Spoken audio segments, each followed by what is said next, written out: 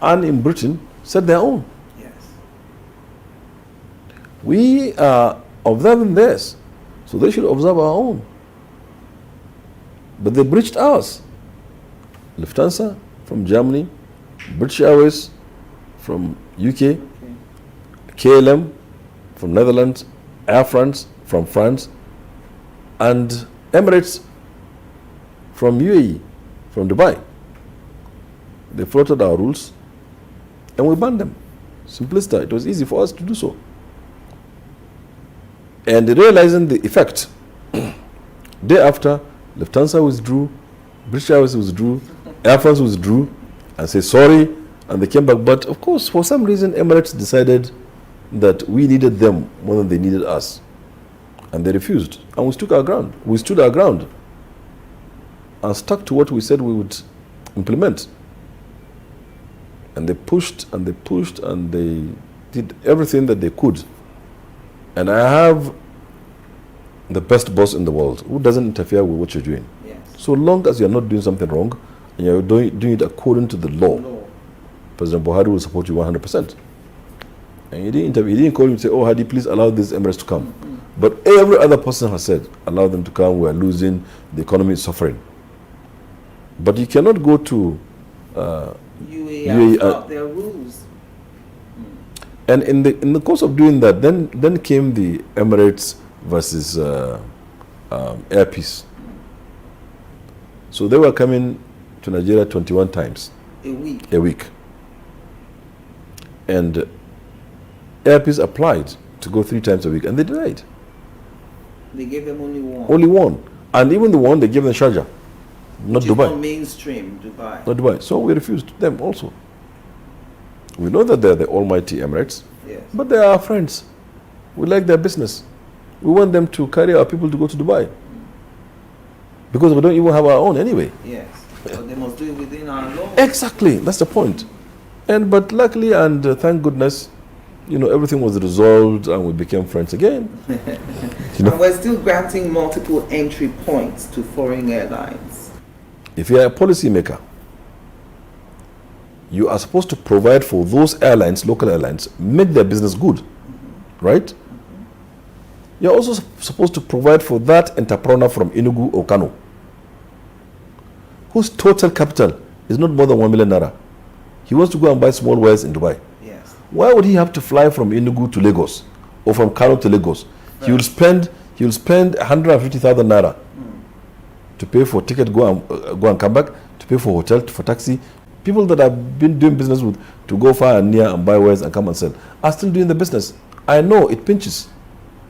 If my total profit is 300,000 and I have to spend 150,000 to go to Lagos and come back, you've taken 50% of my profit. If I can come out of my house and join the plane and go to where I want to go to, why not?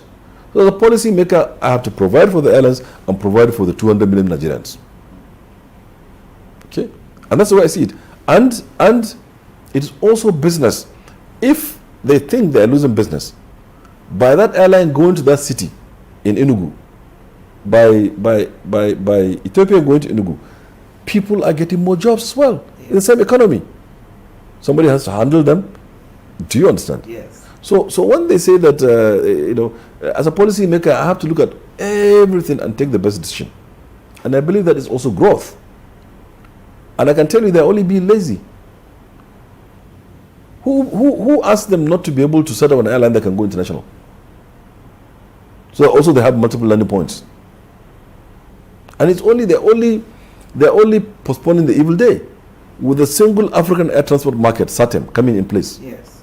Which Nigeria has signed the solemn declaration, which is an AU Agenda 2063, which all the heads of states of Africa had signed.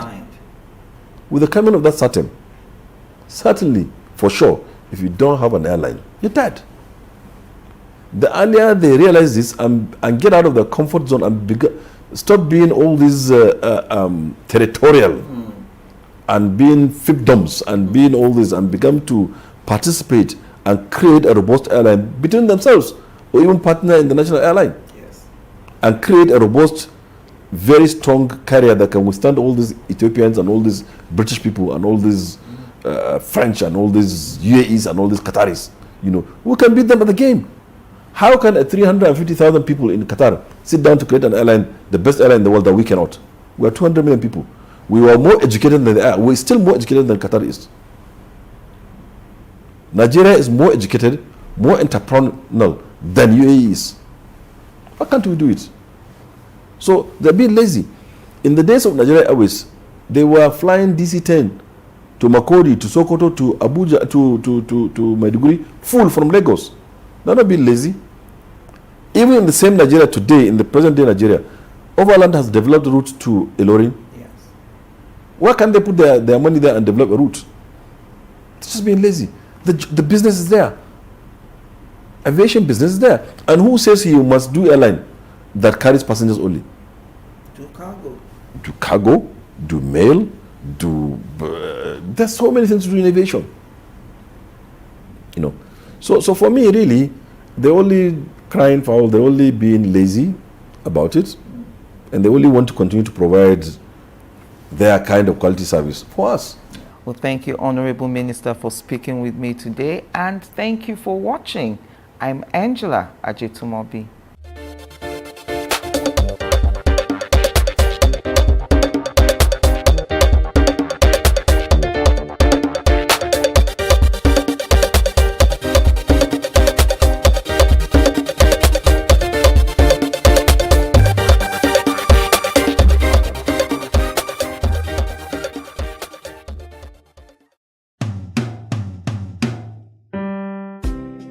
My name is Yemi Shodimu, the son of an Egba chief from Abeokuta, Ogun State, and a mother that hailed from Isalofi in Lagos Island. My early days were spent in the serene but beautiful city of Abeokuta. I experienced a community of people that cared for each other and elders that looked out for each other's children. You could not misbehave outside and believe that could be done with impunity. Someone was there to reprimand you, which of course was a better option. 2, you're being reported to your parents. Of course, you knew the consequences of that. This automatically kept us in check. I had the privilege of growing up in the palace in Ake with my late grandmother, Olori Adejoke Gbadebo, who was the wife of late Oba Adeshina Gbadebo, Alake of Egbaland. This exposed me to the way our people celebrated our culture and tradition, even while mingling with people from other religions, such as Christians and Muslims, without any acrimony or rancor. The dignity of labor was also inculcated in us quite early in life. Apart from the normal house chores which I mandatorily did, in spite of the presence of house helps, I hawked old newspapers after school so as to learn the importance of contributing something to the home economy.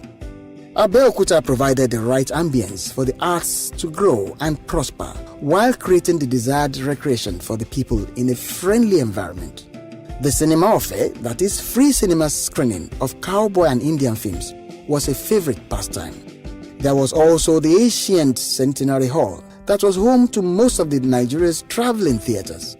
My grandmother was a lover of live theater, so I had the privilege of seeing the Ogun Days, Ogunmola, Duro Ladipo, Baba Salah, Baba Miro, and a host of others live on stage.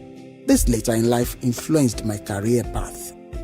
The social celebrations, including family celebrations, could run late into the evening or night without any apprehension about safety. This also afforded me my early exposure to popular music. I haven't seen Ebenezer Obey, Yusuf Olatunji, Ayinla Omowura perform live. I got so sucked in. Much later in life, all I wanted to do after my national youth service was to become a backup singer in Ebenezer Obey's band. In all, life was good then. There was a quest to achieve things in life. Parents pushed us to work hard, but there was also contentment that discouraged greed and avarice.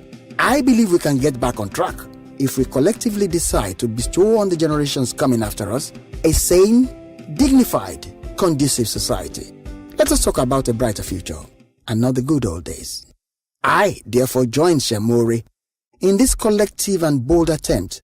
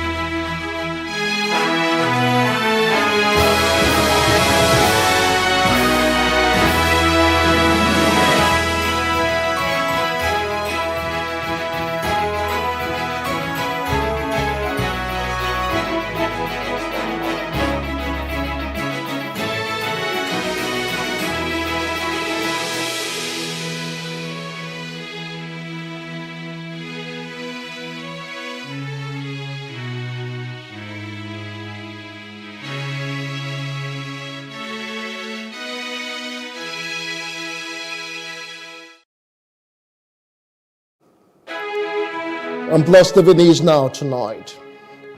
Appeal Court sacks People's Democratic Party's Caleb Mutfwang as Plateau Governor, declares APC's candidate winner. Boko Haram fighters attack Yobe State Governor Boni's convoy, kill 2 policemen, injure others.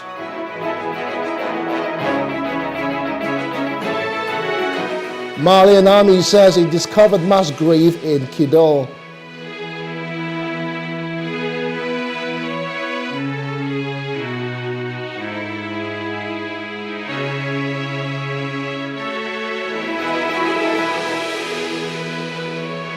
And Hamas battles Israeli forces in North Gaza amid hopes of hostage deal.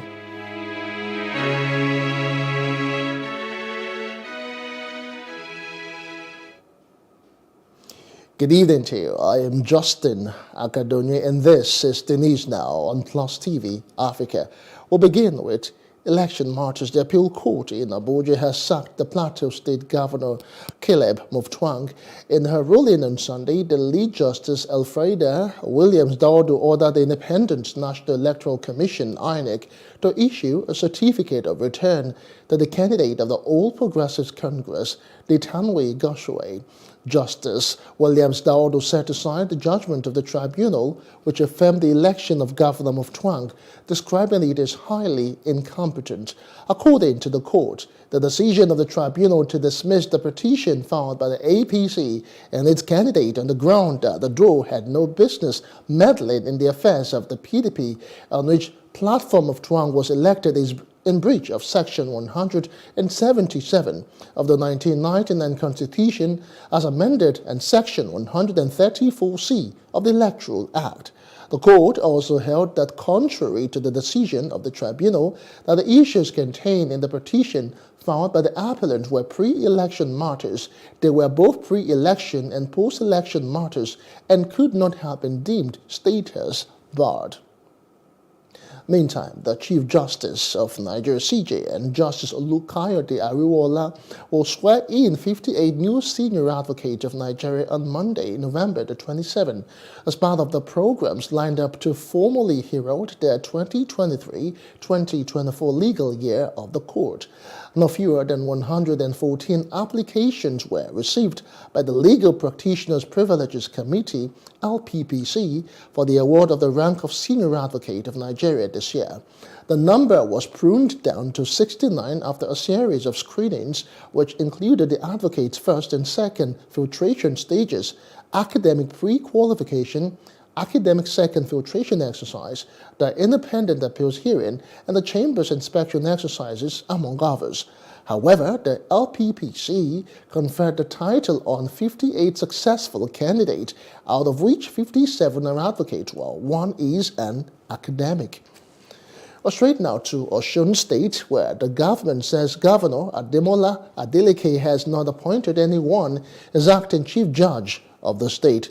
It noted that the governor only forwarded the resolution of the State House of Assembly, then asked the chief judge, Adegbele Ojo, to step aside to the National Judicial Commission. Now, last Thursday, Ojo was asked to step aside by the State House of Assembly to allow for an investigation into the petitions written against her. Also, the same day, spokesperson to the governor, Olawale Rasheed, said Adeleke had approved the appointment of Justice Olayinka David Afolabi. In another statement, Rasheed said the deputy governor, Kola Adeusi, would perform the swearing-in ceremony of Afolabi, who is next on the order of the seniority, the following day. But the swearing-in did not hold, with the government citing the decision to follow necessary procedures as the reason. Staying with the judiciary, the Nigerian Bar Association section on public interest and development law, NBA SPIDL, has described as an abuse of office and a breach of constitutional powers the refusal of the Edo State Governor, Godwin Obaseki, to swear in judges recommended by the National Judicial Council, NJC, for appointment in the state. In a statement by its chairman, John Aikpopo Martins, and its secretary, Fumi Adogun, SPIDO demanded the immediate confirmation of the appointment of the 8 judicial officers which had been made since June this year. Citing the provisions of Section 271, subsection 2 of the Constitution, SPIDO said that Obaseki's failure to swear in the judges has occasioned an impairment to the justice delivery system in the state. It explained that there is currently a paucity of judges to attend to the increasing number of cases, thereby overburdening the existing jurists in the state with great workload. Now, the Chief Magistrate in Wuse Federal Capital Territory, Abuja, Abubakar Saidu Umar, has directed the Inspector General of Police, Kayode Egbetokun, to investigate a criminal conspiracy and threat to life allegedly perpetrated by Justice Danladi Umar against renowned human rights lawyer Femi Falana, SAN. Justice Danladi Umar is the chairman of the Code of Conduct Tribunal, CCT. The court order was sequel to a petition by Falana to the Inspector General of Police alleging threats to his life by Justice Danladi. In the court document addressed to Egbetokun, Justice Saidu Umar, through the court registrar, specifically gave the IGP 14 clear days to complete the investigation and report back to the court on or before August the 24th. Now, Femi Falana had in the petition to the then Inspector General of Police, Ibrahim Idris, dated February the 27, 2018, requested for police investigation of threat to his life by Honorable Justice Umar Danladi, the then chairman of the CCT. Meantime, the Inspector General of Police, Kayode Egbetokun, has ordered police formations and commands to extract a letter of retirement from police officers who are due for retirement but have refused to leave the service. The police signal from the IGP office on Saturday said it is a disturbing trend that policemen who have attained 60 years of age or 35 years in service refuse to quit. It said this is contrary to the provisions of the Public Service Rule, which provides that the mandatory retirement age for all grades in the service shall be 60 years or 35 years of pensionable service. Now, President Bola Tinubu has been dragged to court over the appointment of resident electoral commissioners for the Independent National Electoral Commission, INEC, by some concerned groups. The various groups under the aegis of the Social Economic Rights and Accountability Project, SERAP, Budget, and 34 concerned Nigerians filed a lawsuit against the president at the Federal High Court in Lagos on Friday. On October the 25th, the president approved the appointment of 10 new recs for the electoral body for a term of 5 years each. A week later, the nominees were screened by the Senate, despite the outcry that some of the appointees were partisan. Those confirmed are Edekamba Omoren from Akwa Ibom State, Issa Shaka from Edo State, Oluwatoyin Babalola, Ekiti State, Abubakar Ahmed Marji from Gombe State, Shehu Wahab Kwara, Mohammed Yelwa from Niger, and Aminu Idris from Nasarawa State. However, there were reports that 3 of the nominees, Omoren, Shaka, and Omar Shein Demi, were said to be loyalists of the ruling All Progressives Congress. No date has been fixed for the hearing of the suit. Meantime, the president has arrived Berlin, the German capital, to attend the G20 Compact with African Conference scheduled for tomorrow. During the conference, the president will join other heads of state and government of the CWA member countries, bilateral partners, as well as heads of international organizations to deliberate on the immediate enhancement of economic and business cooperation with a view to outlining concrete measures to boost investment in critical areas such as energy, trade, infrastructure, and new technologies, among others. The G20 CWA conference will be taking place simultaneously with the 4th G20 Investment Summit co-hosted by the German government and business associations. Now, a bloody clash has occurred in Borno State between Boko Haram fighters and those of the Islamic State of West African province, ISWAP, claiming scores of lives. The wave of insecurity in the northeast at the weekend also saw the convoy of the Yobe State Governor, Mimala Buni, come under insurgent attack, leaving a policeman dead. Kaduna and Sokoto State were also not spared the horror of insecurity, as gunmen killed a pastor in the former and abducted his wife, while a clash between some youth and bandits in Sokoto State also left one person dead. The spokesman for the Sokoto State Police Command, ASP Ahmed Rufai, said the bandits, in an attempt to attack Kwakwala community in the Sokoto metropolis, engaged in a shootout with the youths of the area. The PPRO, however, assured that the command under the leadership of CP Ali Keigama was doing everything possible to ensure that the culprits were apprehended. We're staying with security matters. A mobile policeman attached to the Mara Police Division has been killed by terrorists who attacked Ruwan Doguwa, a community in Maru local government area of Zamfara State. Now, residents said 13 people, consisting of 6 women, 5 men and 2 children, were abducted by the terrorists during the attack that lasted more than 2 hours. The community leader said the terrorists came to abduct residents of the community so they could collect ransom before releasing them. Another resident, Faisal Ibrahim, said his sister Zainab, who is married to the district head of the area, was one of those abducted. The Zamfara police spokesperson, Yazid Abubakar, did not respond to an SMS sent to him on the attack. His phone number was also unreachable as of press time. Now, the Nigerian Defense Headquarters reports that the military has continued to target terrorists, insurgent and extremist groups, resulting in the elimination of 50 terrorists, 122 arrests, 49 oil theft perpetrators, and 182 kidnapped hostages. The troops also recovered 66 weapons and 11,474 ammunition. They also conducted air interdiction on the terrorist leaders' enclave. And now operatives of the Bayelsa Police Command have arrested a man in connection with the murder of the late Bako Angbashim, who until his death was the divisional police officer of Ahoda Division. The police spokesman in Bayelsa State, Butswat Asinim, said the suspect, 43-year-old Onyekachi Ikowa, believed to be the second in command to the dreaded Icelanders court leader, Tubaba, was arrested on Saturday at his hideout in Yenagwa. It was gathered that Onyekachi had initially fled to Shagamu in Ogun State but returned to Yenagwa, where he was laying low.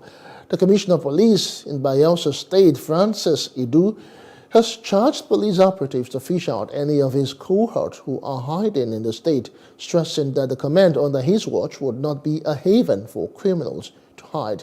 Meanwhile, the suspect has been handed over to the Rivers State Police Command for further investigation. Now, the federal government has reiterated its commitment to the Intergovernmental Action Group Against Money Laundering, AML, in West Africa, GIABA, aiming to combat money laundering, terrorist financing, and arms proliferation. Attorney General of the Federation and Minister of Justice Lateef Fagbemi SAN emphasized this during the inauguration of the 40th GIABA Technical Commission and plenary meeting in Abuja. Fagbemi, also the chairman of the GIABA Ministerial Committee, highlighted Nigeria's improved technical compliance, contributing to the completion of the International Country Risk Guide Action Plan. He said Nigeria will persist in providing necessary support to ensure the program's remaining aspects are completed, making GIABA a model of effective delivery in the next round of evaluations. It is incumbent on member states to provide all support that is necessary. The rest of the globe, AML, CFT network, the aspirations and peculiarities of our region. Now, the crisis rocking the Nigeria Union of Petroleum and Natural Gas Workers, NUPENG, has worsened as the petroleum tanker drivers, PTD, have embarked on a nationwide protest. The drivers have threatened to break away from NUPENG unless the national president, Williams Akwaria, and the general secretary, Afolabi Olawale, resign. Now, this was contained in the press statement members of the petroleum tanker drivers, Comrade Benga Olawale, Comrade Adekunle Rufai, jointly issued in Abuja on Sunday. According to them, Williams lacks competence to lead the union because he is not a member of NUPENG. They allege that he was a cook in an oil company from the formal sector and was sacked from the company while holding the office of the National Treasurer of NUPENG. Now, the Association of Resident Doctors Enugu chapter has given the state government a 14-day ultimatum to employ new doctors in a health institution or risk industrial action.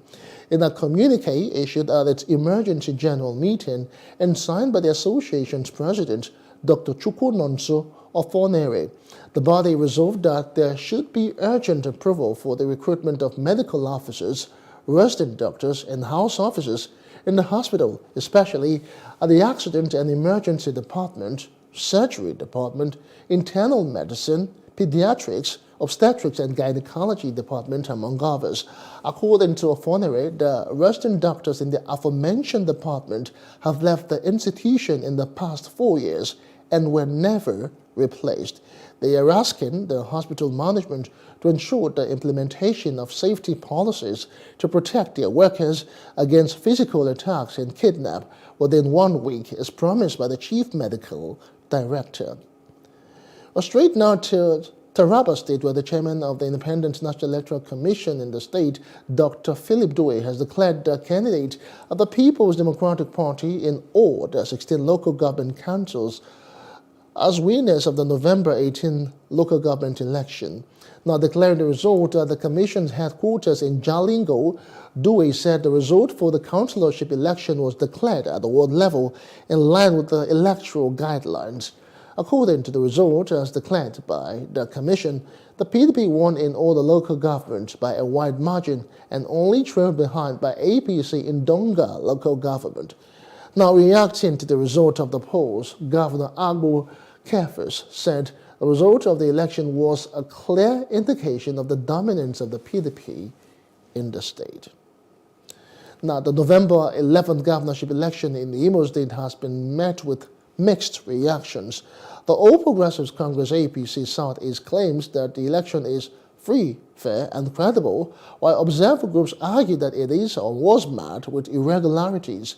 APC Southeast Chairman Ijoma Arodiobu praised the Independent National Electoral Commission for conducting a peaceful poll and appealed to contestants to accept the verdict in good faith. Looking at my own view, if the purpose of their going to strike was as a result of the humiliation done to the national president of NLC, Honorable Aji, if that was why they went on strike, I support them 100% because it is very, very unfortunate that the man will be so humiliated and be treated like a common criminal in his own state. But in Imo State today, it is strike on. Well, I don't know whether they strike. There is nothing like, we heard about strike, but there are still a movement in Imo State here. Some offices are still open. Now, the Pan-African Women Observer Group who monitored the election accused them of significant irregularities, including vote buying, lobbying, ballot box snatching, and result tallying. Now, Nigerian universities must collaborate with the industry, integrate seamlessly, and maximize cross-functionality in order to ensure national development. Executive Vice Chairman of Verdant Zero Group, Dr. Tunji Olubodi, said this at an open lecture organized by the Faculty of Social Sciences at the Olabisi Onabanjo University, Agoiwaye, Ogun State. Details in this report. Members of the academia, students, and others have converged on this whole. The main focus is how the gown and the town can indeed collaborate in bridging the knowledge and research gap. In his lecture, Dr. Tunji Olugbodi said successful collaborative innovation between industry and academia can lead to groundbreaking research technology development and the creation of innovative solutions that benefit society. Now, one of the primary reasons why collaboration between industry and academia is crucial is its role in driving innovation. Academic institutions are hubs of knowledge and research, where cutting-edge ideas are generated and explored. On the other hand, industries possess the resources and practical expertise required to bring these ideas to life. When these two sectors come together, the result is a fertile ground for innovation. Olugbodi went on to say that by implementing these best practices, both sectors can work together more effectively to achieve their shared objectives and drive progress in various fields. In his remarks at the occasion, the Vice Chancellor, Olabisi Onabanjo University, Professor Ayodeji Agbola, said the topic was not only timely but in conformity, or the need to bridge the gap between industry players, policymakers and academia, especially during post-field research defense. They are not adaptive, that you cannot mime the continuously changing landscape in the business world. Everything in the world changes today. So if you are a very static person and you are trying to use yesterday's solution to cure today's problems, you are not going to go far. So you have to be adaptive, you have to be creative, and you have to be resilient. We have a principle of having all our products to be able to be acquired 3E while they are here. The first one is for them to be able to further their education when they finish. And so it's a good example of all the 3Es that we are talking about today. Agbola stressed the need to pay adequate attention to the nation's education sector because no country can develop beyond the standards of its universities. To the Dean of the Faculty of Social Sciences, Professor Dele Odulami, the philosophy behind the faculty lecture series was to provide a platform for crystallizing ideas for sustainable development, expressing the hope that this would be institutionalized as part of the university's activities. Is to provide a platform, a kind of crucible for crystallized ideas that will transform society towards sustainable development. We wanted to create an avenue where, as we say in mass communication, we will raise issues to the plane of discussion. And we are resolved to make this an institutionalized part of the university operations. The lecture of today has been very, very stimulating, very instructive, and also very thoughtful. And I'm also happy that the strike of the federal government was called off, of the NLC was called off, which offered the number of students we are witnessing to listen to this great lecture. The keynote speaker also hinted that when industry and academia work together, curricula can be designed to incorporate practical, industry-relevant skills, as it will ensure graduates are better prepared to enter the workforce. Now, excellence is not a standard, but a journey. It is a continuous process of striving for improvement, pushing boundaries and setting new benchmarks. Now, this was the submission of the chairman CMS Grammar School Merit Award 2023, Senator Ake Odunsi, in his opening remarks at the event which held at the school premises in Bariga, Lagos. First Evening News correspondent Love Ikuku Oyedokun tells us more in this report.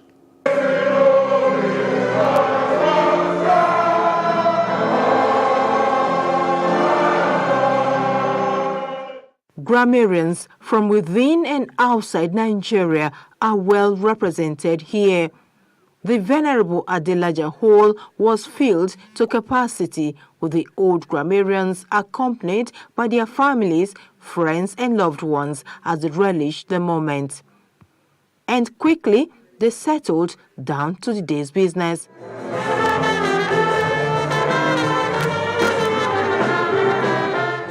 First was a citation of the chairman of the day, Senator Akin Odunsi. Senator Odunsi commended the commitment of members to excellence, which he said has remained the driving force behind the growth of the school. As we come together to recognize and celebrate excellence, we acknowledge the toil and remarkable achievements of individuals, sects, chapters, and branches who have demonstrated exceptional performance, ingenuity, and a tireless commitment to preserving the great legacy of our alma mater. This was followed by an opening remarks by the President, Old Grammarian Society, OGS, Cyril Ogbekene. The President said the concept of the Merit Award was ingrained in the reward system culture of the CMS Grammar School as an institution. In hindsight, most, if not all, grammarians present here would agree that the concept of the Merit Award we run today is ingrained in the reward system culture of the CMS Grammar School as an institution. And I hope can say the fact that the ever-invigorating lyrics of the world's best school song resonates in the enduring culture of our community. Now, the awards proper. The Outstanding Grammarian Award went to late Venerable Dr. Yinka Omololu.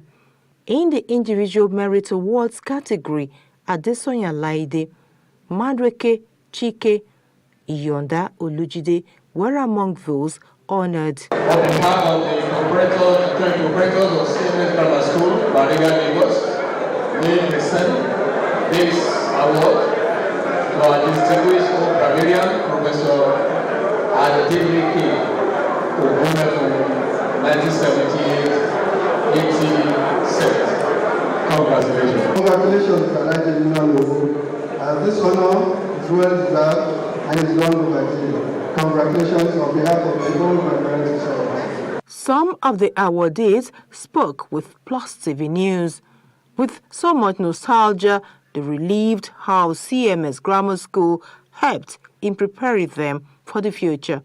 Awards like these are very significant because it encourages others to follow suit and to let you know that you are not a fool giving to others. So it kind of energizes you, it gives you more energy to do even more, So, and I pray by the grace of God, we have not started, we have only just begun. With an air of fulfillment, the president of Old Grammarians, Cyril Ogbekene, spoke on the significance of the awards. What we're celebrating today is excellence, is consistency, is focus and determination to be the very best that you can be. And that is what we are celebrating. We celebrate it for those who have left school. We celebrate it to inspire those who are still in school. There are people from the UK, Europe.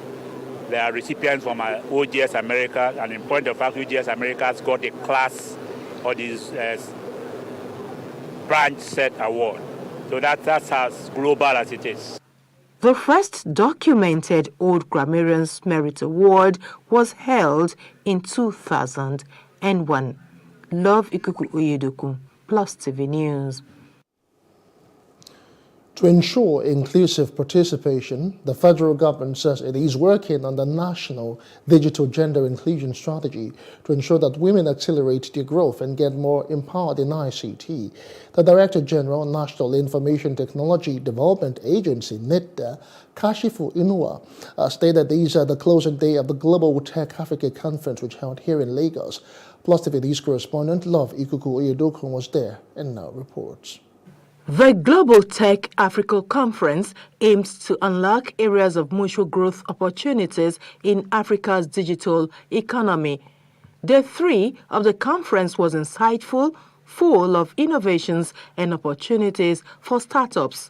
It featured a roundtable on the topic, Africa's Future is Female and was led by Julia Klockner. Statistics show that women invest around 90% of their income in education, in health, and nutrition for their families. This can have a huge transformative impact. If you look at the statistics on women entrepreneurs, 1 in 4 women already run their own business and have started one. Nigerian women are in the lead here. This was followed by Isioma Utomi's presentation on overcoming limited resources, while Tewa Onosoya hosted a tech and storytelling panel. The conference provided a unique platform for African and international stakeholders to connect, collaborate, and propel Africa towards becoming a global tech hub. Kashifu Inuwa is the Director General of the National Information Technology Development Agency, NITDA.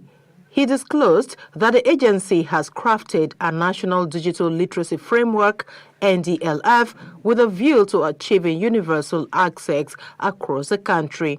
This GTA now, we are conceptualizing an idea to have a Tech Niger club, where we can have a tech club in all 774 local governments, where we can encourage like hackathon, innovation challenge, mentorship, and provide leadership at the grassroots level. Speakers at the conference believe that the Nigerian tech industry is on course.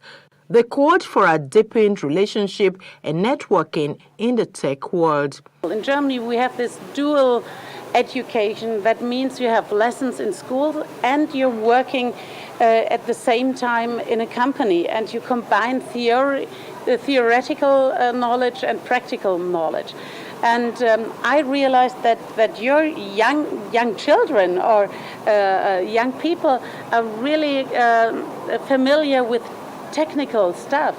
And we can create an exchange, a student exchange, for example. That's it. And the topic of raw materials, we are interested, green energy, to make cooperations. I think on these topics will be really successful. Women in tech is beautiful if you start to educate them in a very early age. And this is what impresses me so much in your country, that young kids are taught already with new technologies.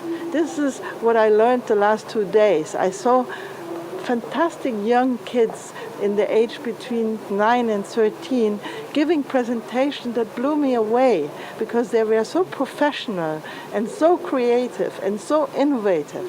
I wish we could have the same spirit in Germany. Country Manager, Paramount Africa, Bada Akintude, recounted the role technology has played in the music industry in Nigeria. Of music, Afrobeat is the fastest growing music genre in the world for a reason. Distribution, for instance, is an area where tech has made a difference, where an artist in Nigeria can release a record.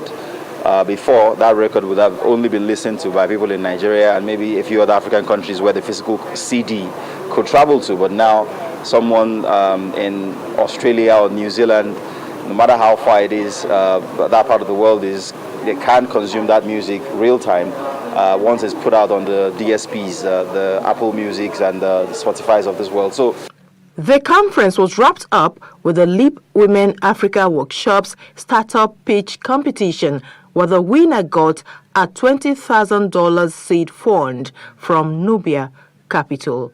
Love Ikuku Uyeduku, Plus TV News.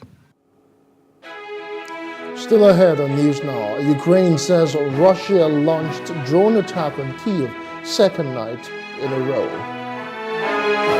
The details when we return to join us again.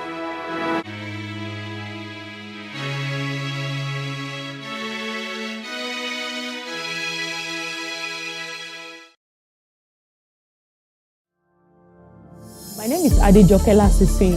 I'm the founder and creative director of Planet 3R.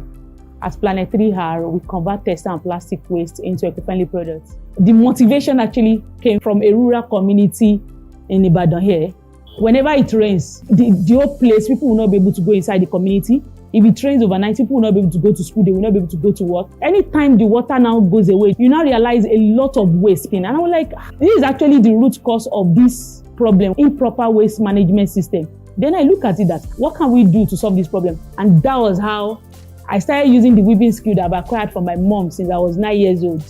Then I started using it to like weave those waste to now make sure that we now convert them into beautiful items like bags, shoes, even clothing. I actually participated at Womenpreneur Season 3, that was 2021. One of the things I really gained at that time was business development. You know, it's not just about the talent now or having to know how to convert the waste or having the idea, but to be able to put it into a successful business. I really appreciate what Access Bank is doing for entrepreneurs. Let us now say women now, because most of the time women don't really have much of these advantages. I love the fact that there's an initiative for women. I want to encourage you to make sure that you go and apply honestly. Your life will not remain the same again.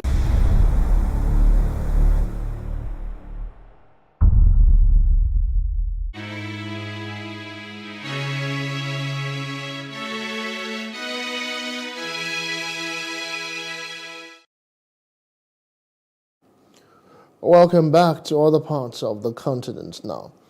The Malian army says it has discovered a mass grave in Kidal, a northeastern town recently recaptured from Tuareg rebels. It said the discovery was made on Thursday during operations to secure Kidal without providing further details. The armed forces said it was carrying out investigations to bring those responsible to justice.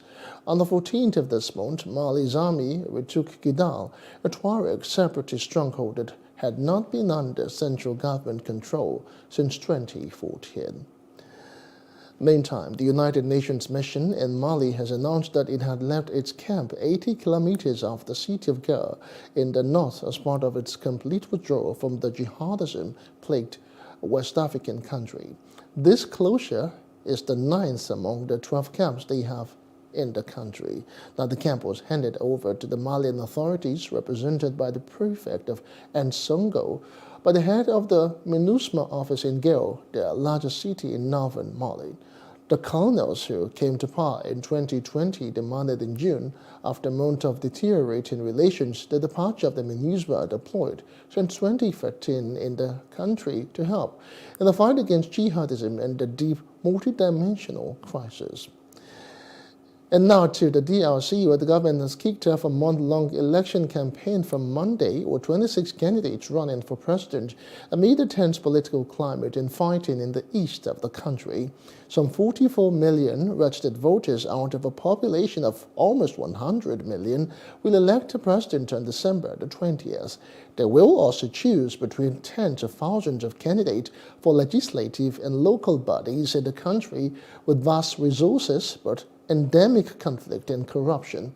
A pre-campaign has been underway for a while, with President Felix Tshisekedi, who is seeking a second term, attending numerous public events while his allies vaunt his record.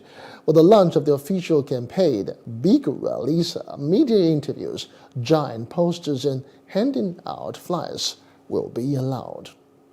Now to Kenya, where authorities say tens of thousands of people across the country have been impacted by heavy rainfall, flooding, and landslide that has also interrupted cargo services at Mombasa port. The Horn of Africa has experienced intense rainfall linked to the El Nino weather phenomenon in recent weeks that has claimed dozens of lives, including at least 46 in various parts of Kenya. Deputy President Rigathi Gachagua said at least 80,000 households in Kenya had been affected, with numbers rising every day. He said the government was responding to saving their people, including the helicopters and other emergency services, to deliver aid and rescue marooned families. We'll move outside Africa now. Hamas gunmen have battered Israeli forces trying to push into Gaza's largest refugee camp, and at least 11 people were killed by an Israeli air strike on a house, according to medics, as hopes rose of a deal to free some hostages from the enclave. The Washington Post said that U.S. mediators were close to a deal between Israel and Hamas to free dozens of women and children held hostage in Gaza in exchange for a 5-day pause in their war. Now, the Post had reported that a tentative deal had been reached, but this was denied by Israeli Prime Minister Benjamin Netanyahu and U.S. officials, with the White House spokesperson saying efforts were continuing to clinch a deal. Today, however, Israel's ambassador to the United States, Michael Herzog, said in an interview that his country was hopeful a significant number of hostages could be released by Hamas in coming days. Now, the Zionist Israeli regime Prime Minister's office has issued a statement in reaction to the seizure of their ship in the Red Sea, claiming that Iran was to blame for the incident. The spokesperson of the Zionist regime's military, Daniel Hagari, claimed that the seizure of the ship belonging to this regime by Yemeni forces was a dangerous global event.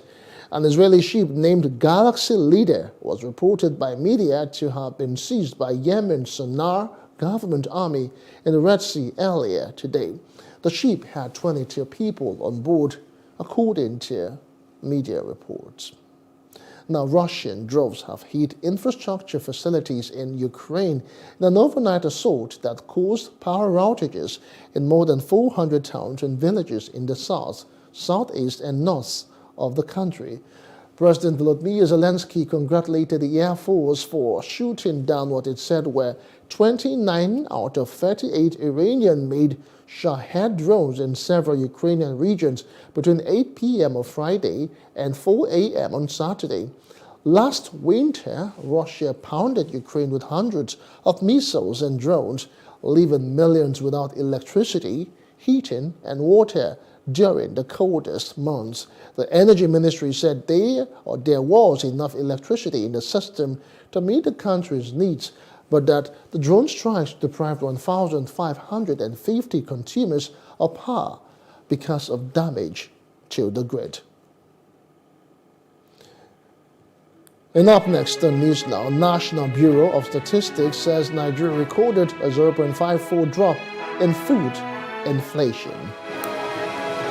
But that's in business news. After the short break, stay with us.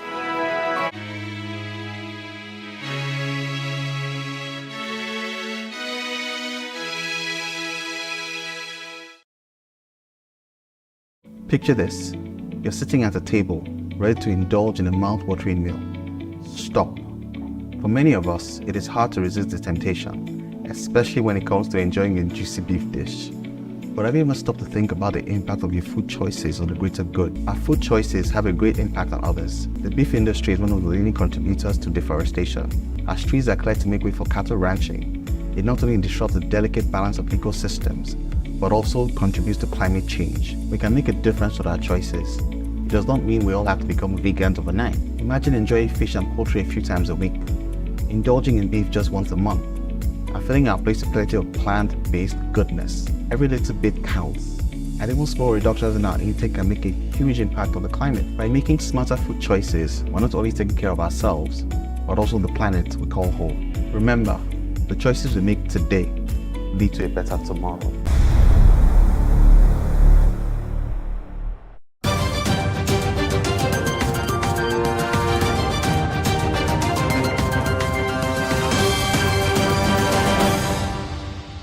Welcome to Business News. Nigeria is expected to continue facing economic instability in 2024 due to double-digit inflation, according to a report by the Economist Intelligence Unit, EIU. Other countries listed in the report include Angola, the DRC, Egypt, Ethiopia, Ghana, Sudan, and Zimbabwe. The EIU noted that inflation will remain strong in these countries in 2024 due to elevated oil prices, and this will likely adversely affect economic conditions. The EIU also predicted that Nigeria and 4 other African countries will have a double-digit currency depreciation in 2024 due to unsupportive monetary policy. It stressed its earlier statement on the Central Bank of Nigeria lacking the firepower to sufficiently supply the foreign exchange market or clear existing forex backlog. The CBN recently stated that the current inflationary pressures may continue in the near term. The price of paddy rice has been projected to increase by 32% in the 2023-2024 crop production year, as production output is expected to grow by 3.6%. This is according to the AFEX Wet Season Crop Production Report for 2023. The report, in its outlook for rice production, explained that rice production in 2023 was stable due to the absence of flooding compared to 2022, where farmers lost around 100,000 hectares of rice farms. However, it's noted that the absence of floods in 2023 contributed to stable production as farmers capitulated on reduced fertilizer prices. Although efforts by the CBN in the past years to shore up rice production have made Nigeria the leading rice producer on the continent, that status has not been reflected in cheaper prices of the staple for Nigerians. The federal government in July declared a state of emergency on agriculture, noting that there must be a synergy between the Ministries of Agriculture and Water Resources to ensure irrigation for all year-round farming. The Global System for Mobile Telecommunication Association has highlighted the adverse impact of taxation and duty levies on smartphone adoption in Nigeria and sub-Saharan Africa. According to GSMA's report, taxes and duties contribute to 10 to 30% increase in smartphone cost, varying by country across Africa, hindering accessibility for many in the region. In its The Mobile Economy Sub-Saharan Africa report, GSMA pointed out that high manufacturing costs, especially in the 5G and 4G markets, pose challenges for manufacturers in sub-Saharan Africa to produce affordable devices, limiting market share. The report emphasized that smartphone affordability remains a significant barrier to mobile internet usage in the region, with approximately 60% of Africa's population lacking mobile internet access despite coverage.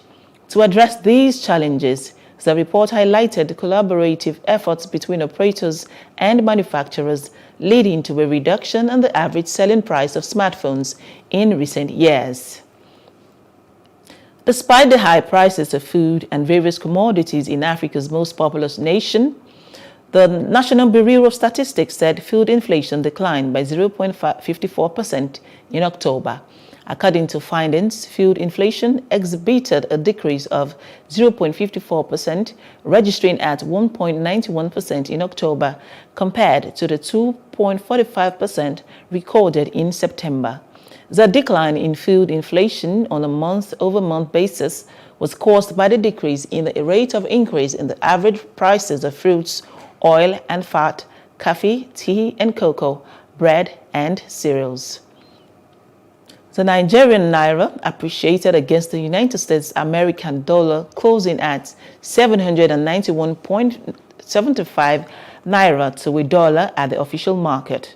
According to data from the FMDQ Securities Exchange, the naira rose by 5.87% or 49.39 naira compared to the previous day's rate of 841.14 naira to a dollar at the Nigerian Autonomous Foreign Exchange Market. Investors' highest bid for the dollar was 1,120 naira to a dollar, while the intraday low was 701 naira to a dollar, representing a wide spread of 419 naira to a dollar. Forex turnover at the close of the trading was $157.78 million. Meanwhile, the CBN last week said it had begun clearance of the backlog of foreign exchange forward contracts. The move, experts say, is expected to bring relief to the naira, the business community, and the economy at large. And that's it on Business News. I am Shadi Uwe. The news continues. And away from business reports, we now join our entertainment news desk for more stories. Nigerian singer Adewale Mayowa Emmanuel, popularly known as Mayokun, has spoken on his relationship with former record label boss Davido since exiting Davido Music Worldwide DMW. Speaking in the latest episode of the Tea Time with Tay podcast hosted by actor Temison Emmanuel, Mayokun said, contrary to popular opinion, he and Davido have one of the best relationships. The mayor of Lagos, Kruna, said fans think they are not cool because he doesn't flaunt his relationship with Davido on social media. Recall that Mayokun came into the spotlight in 2016 after he released a cover of Davido's The Money single, which featured Olamide and was discovered by the singer on X, formerly Twitter. Davido signed him to his record label DMW, where he released his debut single Eleko and became an instant star. 2 years later, he won the highly coveted Next Rated category at the Headies, which solidified his stardom. In 2021, Mayokun parted ways with Davido Music Worldwide DMW.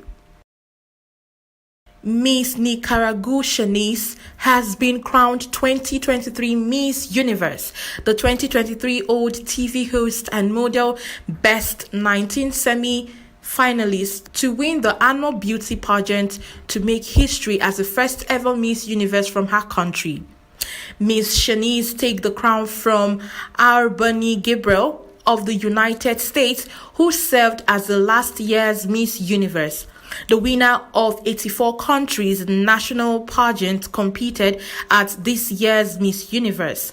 They were judged by a panel that included model Halima Adin, Queer Eye star Kassan, and TikTok influencer Avani Greg.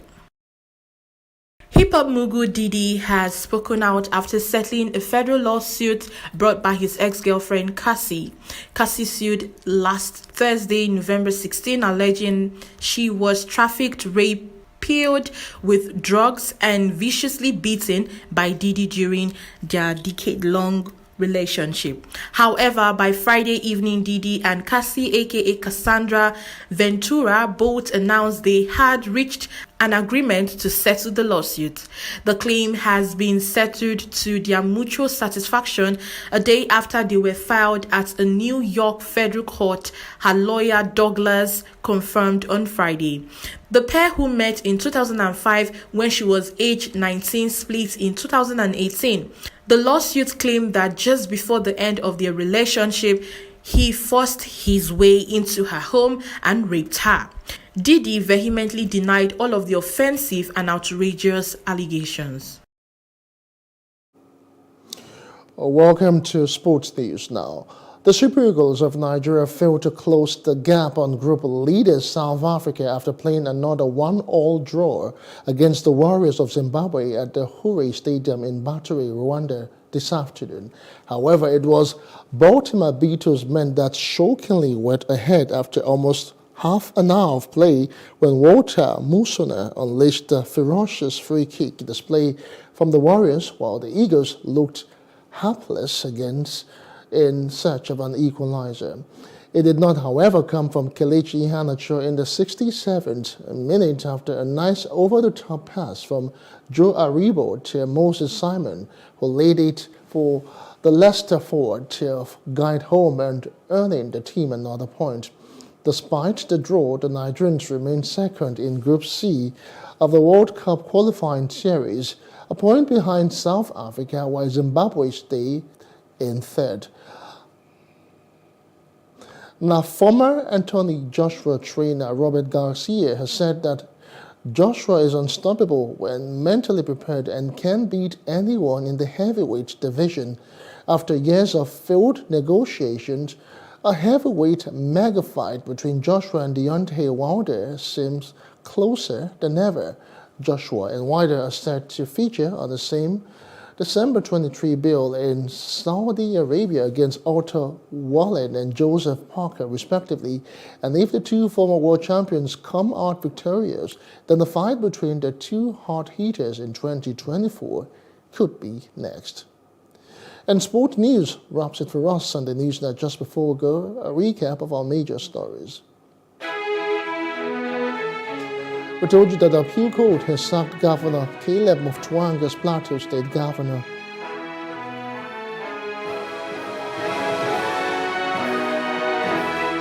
Boko Haram fighters have attacked Yobe State Governor Boni's convoy, killed 2 policemen and injured others.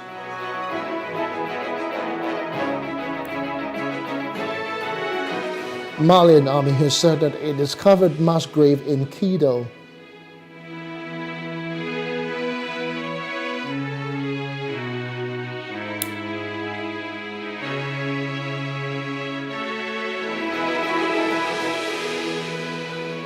And Hamas has battled Israeli forces in North Gaza amid hopes of hostage deal.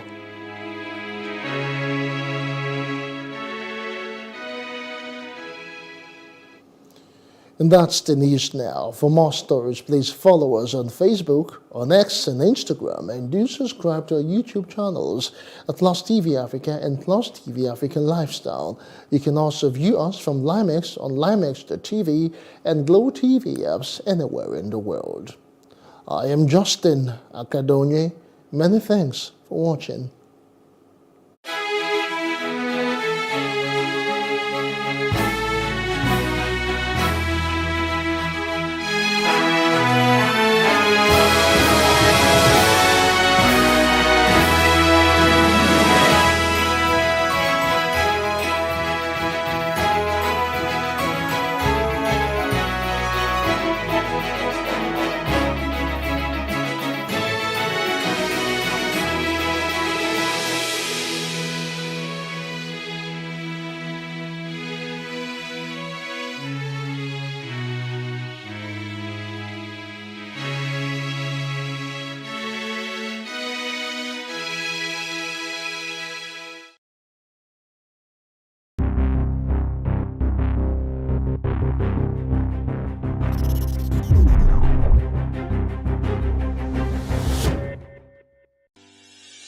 Increase the reach of your events or business services